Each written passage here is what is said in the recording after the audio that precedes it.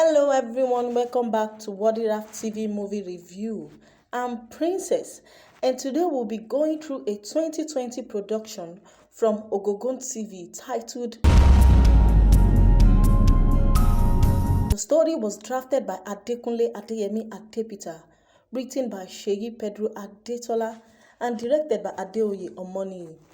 It is a 66-minute movie that tells the story of a couple, Jide and Sharon, whose marriage is going through a storm as seen in Jide's hateful attitude towards Sharon for no apparent reason. What could she have done? Questions like this will keep popping in your mind as the movie creates a conflict that is shrouded in mystery because the cause of Jide's hostility towards his wife is unknown. Sharon, played by Seyi Pedro Adetola, is a virtuous woman who does all she can to save her marriage, even though her husband continues to be unresponsive. In this age of ours, many would advise such a woman to leave the marriage or just focus on her kids.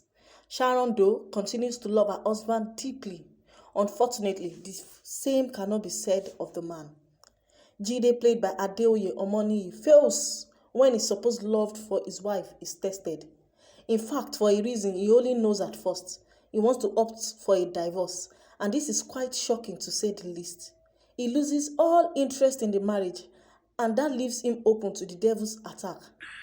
I can't wait to have you in my arms. A whole week without you is like hell. I love you.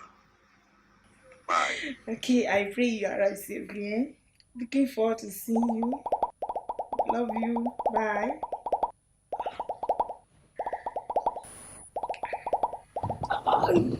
And like his friend points out, unforgiveness keeps our lives, our health, and our internal life at risk. Something that caught my attention about Jide is that even though he has a pastoral covenant over himself, he rebels, and in the long run, I realized that we do whatever we want to do.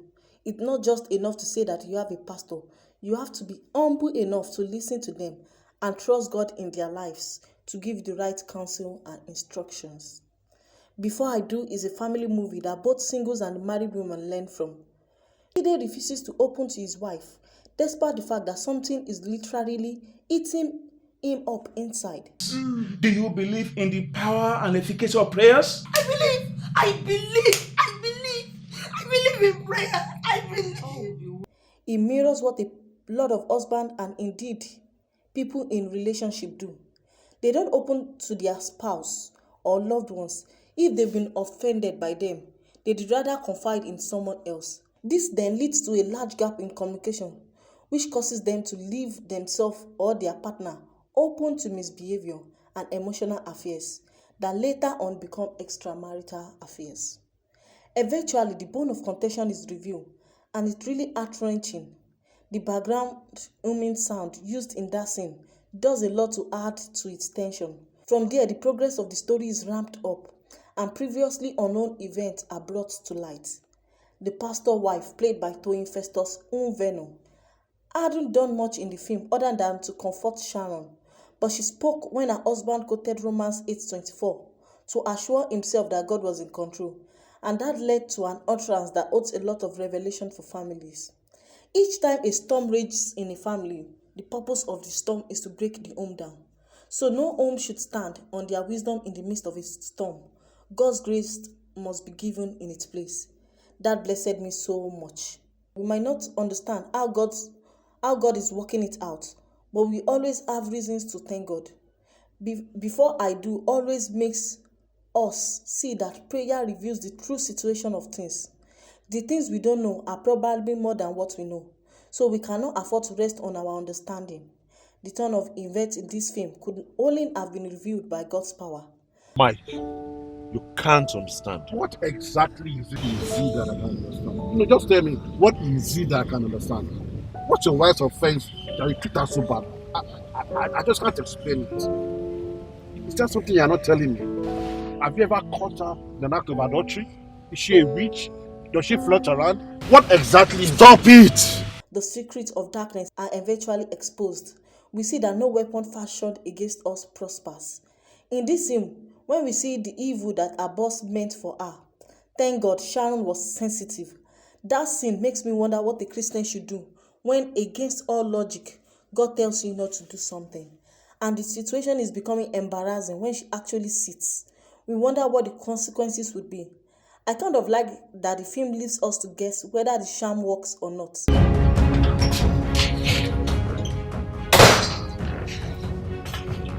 You sent for me, sir. Yes, have a seat. Thank you, sir.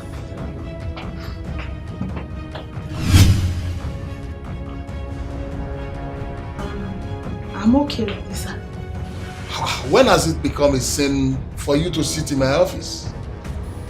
No, it is not a sin, sir. Because in either case, the child of God comes out victorious. The movie also shows us how deliberate people can be in their relationships with us. If for good, they will go all out to give us pleasant surprises,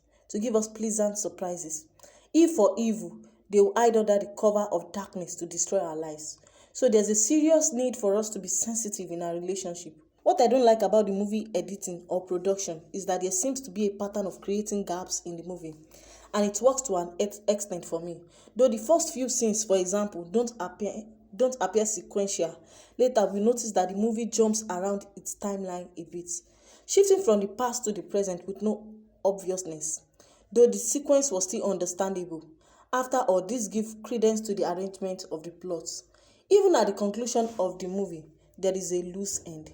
I feel though that some of those loose ends might have been better addressed. For example, was there any consequence of the papers that were stolen?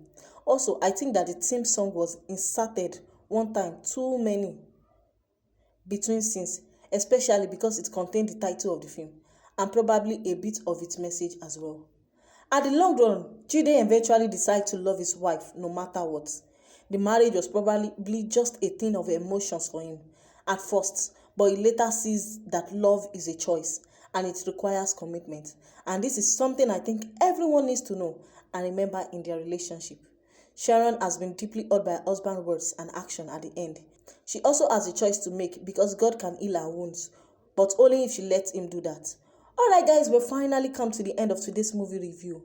I hope you enjoyed it. If you do, please like, subscribe, and click on the notification button to our channel. Till we meet again, stay safe. Bye!